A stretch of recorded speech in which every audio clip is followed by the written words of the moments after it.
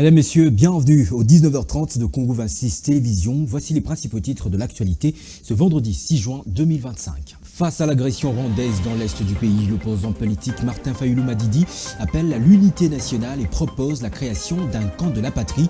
Il a proposé son initiative au président de la République, chef de l'État, jeudi lors de l'audience lui accordée au Palais de la Nation. Une initiative applaudie par les uns et jugée au contour flou par les autres. Cap sur la modernisation, le président Félix Tshisekedi a inauguré jeudi 5 juin 2025 le nouveau passeport biométrique marquant le début de l'ère d'Hermalogue. Ce nouveau passeport coûte 77$ au lieu de 4,29$ comme celui imprimé par Samlex. Et puis, une autre affaire de détournement, cette fois-ci à l'RSP. Miguel Cachal est convoqué le 11 juin prochain devant l'Assemblée nationale pour s'expliquer. Un exercice de redevabilité à travers le contrôle parlementaire qui pourrait déboucher sur des conséquences fâcheuses si ce mandataire public serait pris la main dans le sac. Le développement de ces titres dans un instant. Clap de fin pour Semlex, la République démocratique du Congo entre dans une nouvelle ère avec le lancement officiel jeudi 5 juin à l'INA du nouveau passeport biométrique produit par la firme allemande Dermalogue en présence du président de la République, chef de l'État Félix-Antoine Tshisekedi Tshilombo qui a été le premier à recevoir son document. Le gouvernement marque un tournant décisif pour l'identité nationale et la mobilité internationale. Trésor Kanyaitambi pour le commentaire. Ces lancements marquent la fin d'une étape marquée par la controverse et les lenteurs administratives et ouvrent la voie à un système modernisé, plus sécurisé et plus accessible dans l'obtention du passeport congolais. Le chef de l'État a souligné la nécessité d'un système d'identification fiable, sécurisé et respectueux des standards internationaux. Le nouveau passeport, désormais aux normes ICAO, Organisation de l'aviation civile internationale, contient des données biométriques renforcées, y compris les empreintes digitales, la photo numérique et la reconnaissance faciale. Une puce intégrée permet une lecture électronique instantanée. Le gouvernement congolais a conclu un contrat avec Dermalogue Identification Systems GmbH, une entreprise allemande spécialisée dans la biométrie, pour la production et la gestion de nouveaux passeports. Ce partenariat s'inscrit dans un programme plus large de numérisation des services publics. Contrairement à l'ancien système, souvent critiqué par son opacité, les nouvelles procédures promettent plus de transparence. Le prix du passeport, fixé à 99$, est revu à 75$, une mesure saluée par la société civile et la diaspora. Le lancement du passeport biométrique version Dermalogue est une étape cruciale pour la RDC. Elle symbolise une volonté de modernisation, mais son succès dépendra de l'efficacité de la mise en œuvre, de l'inclusion de toutes les couches de la population et du respect rigoureux de la vie privée. Tshisekedi a lancé l'ère Dermalogue, reste à savoir si cette ère tiendra ses promesses. Reçu par le président Félix Tshisekedi hier jeudi 5 juin au Palais de la Nation, Martin Fayulu Madidi a plaidé pour la création d'un camp de la patrie. Il appelle à une union des forces politiques congolaises face aux multiples crises, en particulier l'agression rwandaise.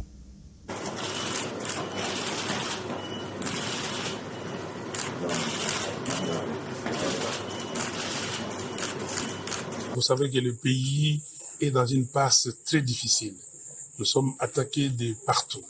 Nous avons besoin de la cohésion nationale. Je suis venu pour lui dire que nous n'avons pas 36 solutions. Nous devons créer un camp de la patrie. Donc les gens qui luttent pour leur pays. Et donc pour cela, avec toutes ces crises que nous avons, crise sécuritaire, crise sociale, crise politique, la solution c'est un dialogue. Donc je lui ai demandé de tout faire pour rencontrer les évêques de la CENCO et les pasteurs de l'ECC pour discuter afin de voir ce pacte social qu'il propose, comment est-ce que nous pouvons le mettre en avant. Donc il m'a compris et il va donner sa réponse très rapidement. Nous sommes Congolais et nous avons des frères et sœurs qui souffrent, des enfants qui souffrent, des enfants qui dorment à la belle étoile, des enfants et des gens qui meurent tous les jours. Aujourd'hui, à Goma, combien de gens sont morts? Aujourd'hui, à Beni, à Butembo, aujourd'hui, à Bukavu, combien de gens ont été maltraités par des gens qui ont occupé nos territoires, nos localités. Donc, c'est de ça que nous avons parlé. Nous sommes humains. nous avons lutté dans ces pays. Nous n'avons pas lutté pour que demain les Congos soient balkanisés. Voilà, nous avons dit, lui et moi, et nous sommes dit que jamais sous notre ère que le Congo sera balkanisé. Je suis venu pour ça et pour insister que le dialogue est nécessaire et qu'ils reçoivent les pères spirituels. Merci beaucoup.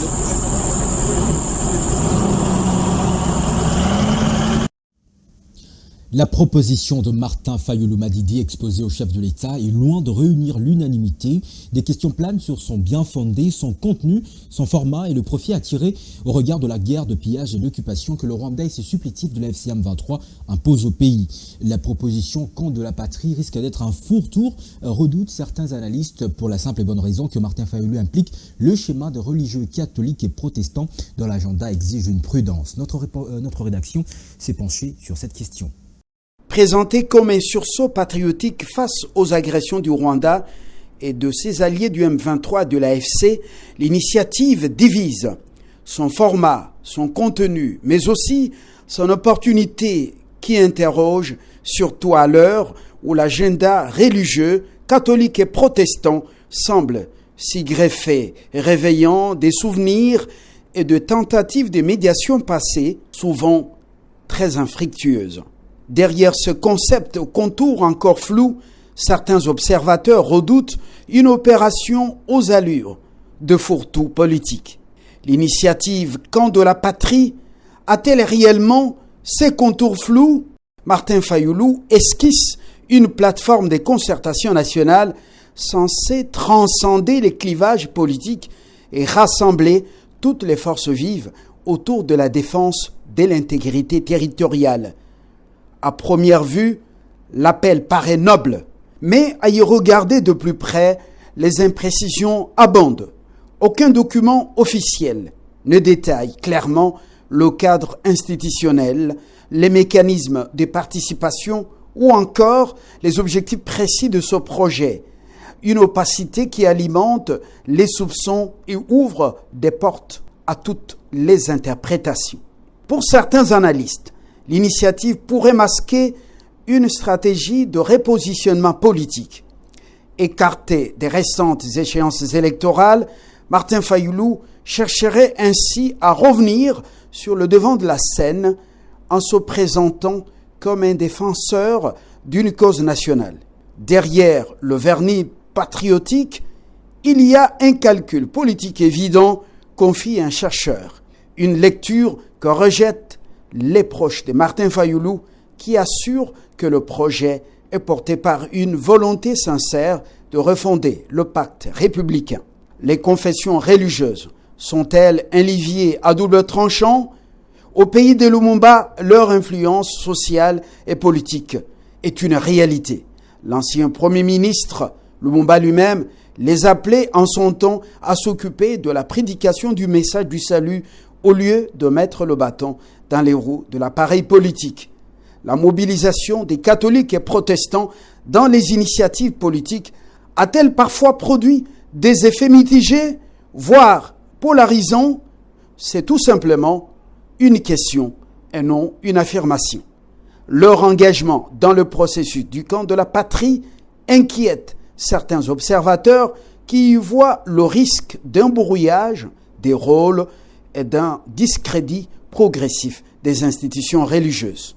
Un autre questionnement, c'est celui lié au temps choisi pour faire cette proposition. Lancée en pleine guerre, dans l'est du pays, l'idée d'un camp de la patrie pose aussi la question du moment choisi. Alors que l'armée rwandaise poursuit les pillages des ressources minières et financières, ainsi que les tueries des Congolais dans les territoires, cités et villes qu'elle occupe, avec ses terroristes alliés à l'interne, aux conséquences humanitaires indescriptibles, malgré les sanctions prises par les partenaires internationaux, certains observateurs considèrent que le pays a besoin d'actions concrètes plus que des forums ou des débats.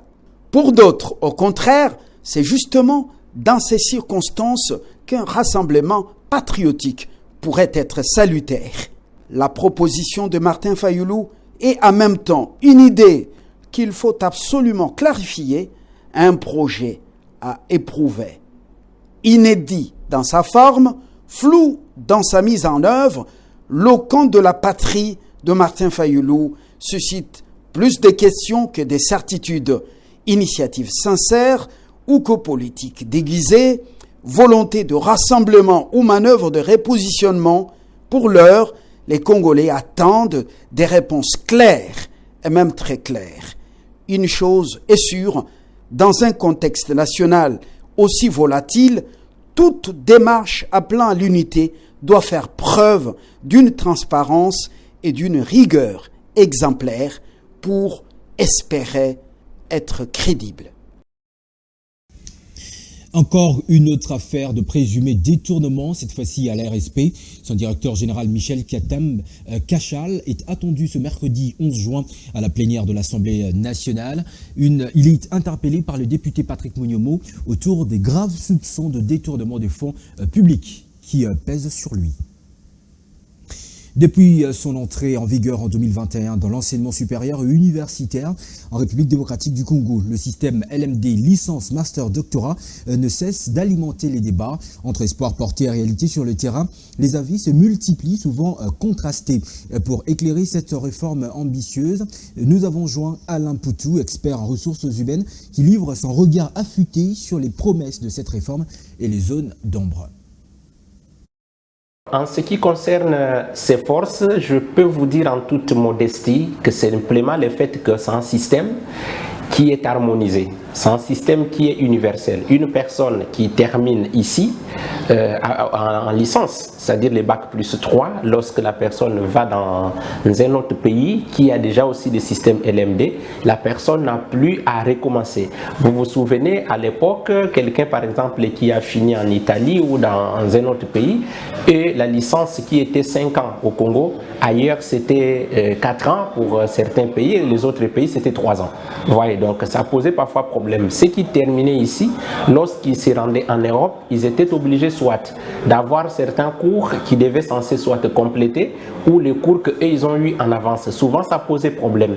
On devait chercher comment aider ceux qui quittent la RDC, qui arrivent en Europe ou dans les pays où les systèmes LMD étaient déjà en application, chercher comment s'adapter. Donc ça posait problème, parfois les gens pouvaient même perdre toute une année de rattrapage. Ou alors, on vous intègre, vous commencez les cours, mais vous avez certains cours que vous devez en fait racheter ou chercher à compléter. Mais avec les systèmes LMD, une personne qui quitte le Congo, qui va par exemple au Cameroun, qui va en Europe, n'aura plus de difficultés pour intégrer les systèmes éducatifs qu'il va trouver au niveau de l'Europe. Ça, c'est du point de vue force.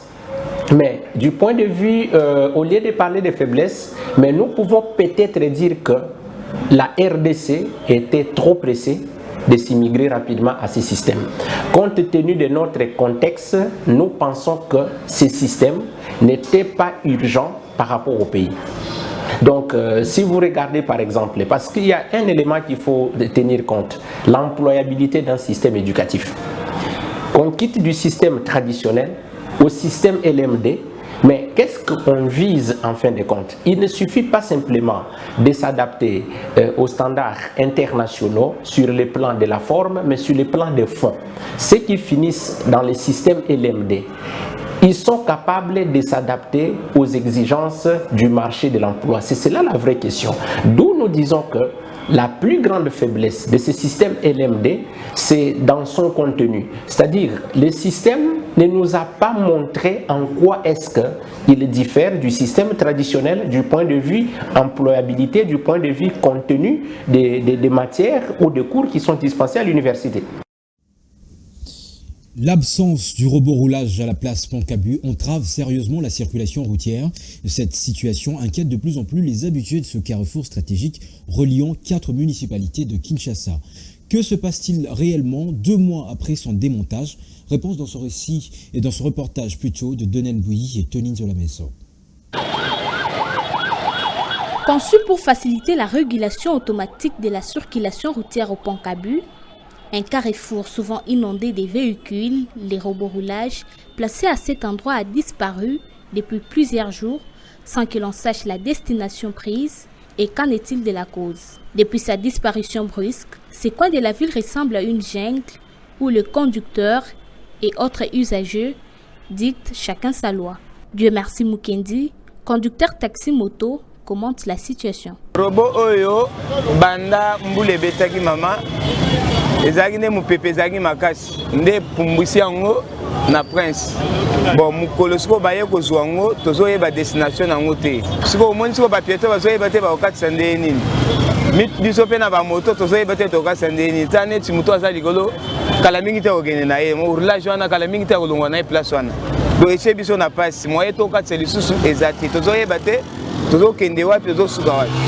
Les conducteurs taxi-moto pointent les doigts accusateurs sur les agents de l'ordre commis au même travail comme auteurs de ces désagréments pour se faire de l'argent grâce à la tracasserie routière.